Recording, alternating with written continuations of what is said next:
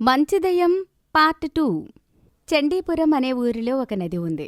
ఆ నదిలో చాలామంది చేపలు పట్టుకుని తమ జీవనాన్ని సాగిస్తుంటారు.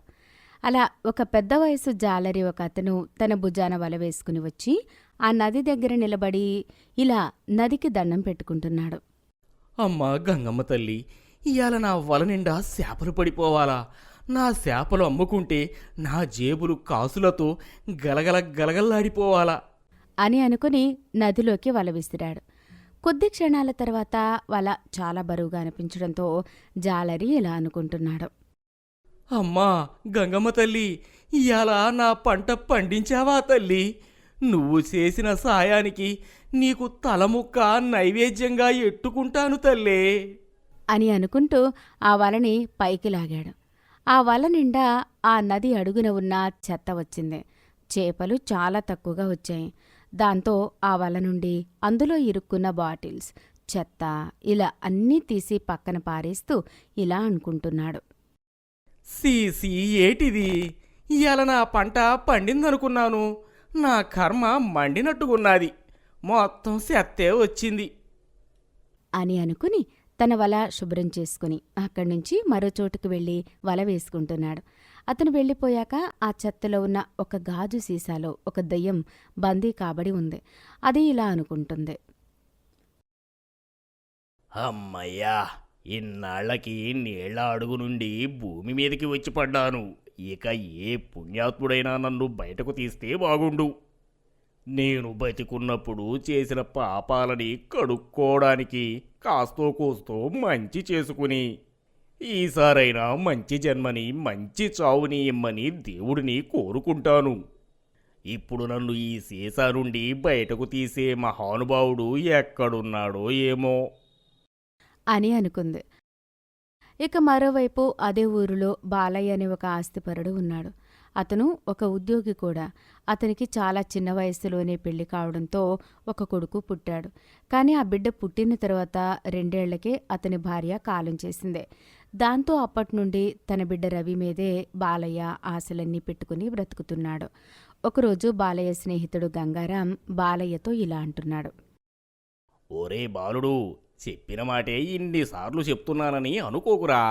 నీకు భార్య అవసరం లేకపోవచ్చు గాని పిల్లలకు తల్లి అవసరం, ప్రేమ కావాలిరా.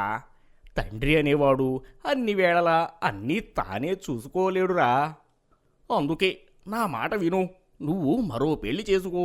నీ కొడుక్కి ఒక తల్లిని తెచ్చిపెట్టు అని చెప్పాడు. అప్పుడు బాలయ్య ఇలా వదిలిస్తున్నాడు. చూడ్రా గంగా, నీకు ఎన్నిసార్లు చెప్పాలిరా, నాకు మరో పెళ్లి చేసుకోవడం ఇష్టం లేదని. అబ్బా బాలిగా, చెప్పింది వినరా? ఇంత మొండోడివేంట్రా బాబూ నువ్వు? నాకే కనుక శక్తులుంటే చనిపోయిన మీ ఆవిడని నీ కలలోకి పంపి ఆమెతోటే చెప్పించేవాడిని. కానీ లేవే, ఏం చేసేది అని అన్నాడు. ఇంకా అలా కాసేపు పిచ్చాపాటి మాట్లాడుకుని ఎవరి ఇళ్లకి వాళ్ళు వెళ్ళిపోయారు.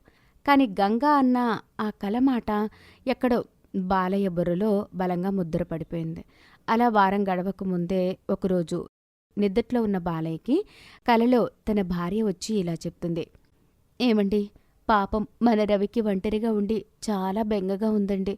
అందుకే వాడి కోసమైనా పెళ్లి చేసుకోండి ప్లీజ్ అండి అని అడుగుతున్నా కల రావడంతో ఉలిక్కిపడి లేచి కూర్చున్నాడు. అప్పుడు ఇలా అనుకుంటున్నాడు. ఏంటి ఇలాంటి కల వచ్చింది అనుకుని సమయం చూస్తే తెల్లవారుజాము 3 అప్పుడు బాలయ్య ఇలా అనుకుంటున్నాడు.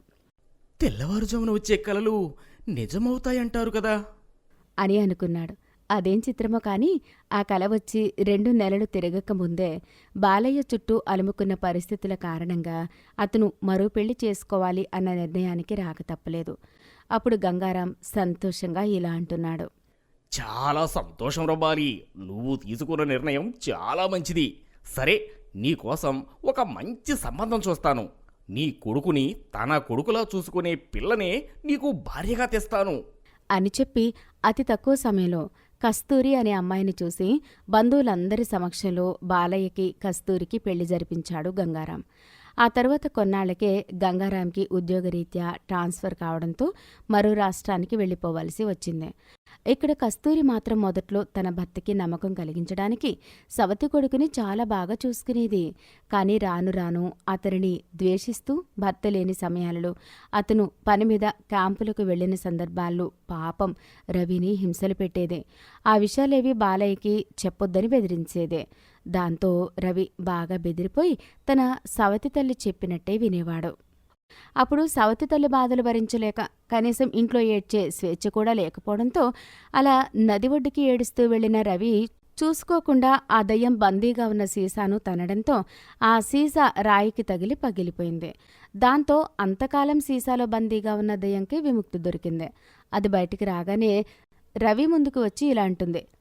ధన్యవాదాలు బాబూ, నీ వల్ల ఇన్నాళ్ళు బందీగా ఉన్న నాకు విముక్తి దొరికింది. నీకు ఎలా కృతజ్ఞతలు చెప్పుకోవాలో నాకు తెలియడం లేదు అని చాలా ఆనందంగా చెప్తుంటే రవి ఆ దయ్యాన్ని చూసి భయపడుతూ ఇలా అంటున్నాడు. ఎవరు నువ్వు? ఇలా ఉన్నావేంటి? నువ్వు దెయ్యానివా?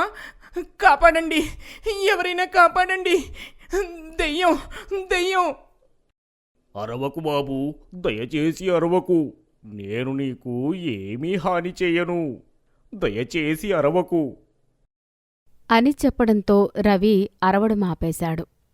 నిజం బాబు, ఎన్నో ఏళ్లుగా ఒక మాంత్రికుడు నన్ను ఒక సీసాలో బంధించి నీళ్లలో పడేశాడు.